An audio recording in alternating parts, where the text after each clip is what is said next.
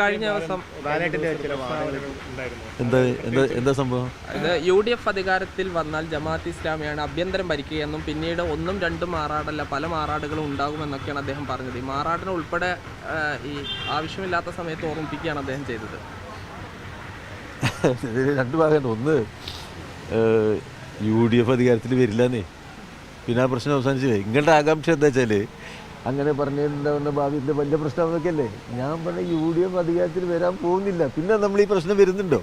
അല്ല വന്നാലോ? ഏതാ വന്നു കഴിഞ്ഞാൽ വന്നാൽ എന്നുള്ള ചോദ്യം എൻ്റെ മുന്നിലില്ല. അത് നിങ്ങളുടെ അഭിപ്രായം, നിങ്ങളുടെ വിമർശനം. AK ബാലൻ പറഞ്ഞതിൽ ഒരു ശരികേടും ഇല്ല. നിങ്ങൾ മനസ്സിലാക്കേണ്ടത് വെച്ചാൽ ഇതൊക്കെ നിങ്ങളുടെ അഭിപ്രായങ്ങൾ. അതിനൊക്കെ ഞാൻ മറുപടി പറഞ്ഞിട്ട് വെറുതെ എൻ്റെ പേരിൽ നിങ്ങളുടെ അഭിപ്രായം എഴുതി ചേർക്കട്ടെ.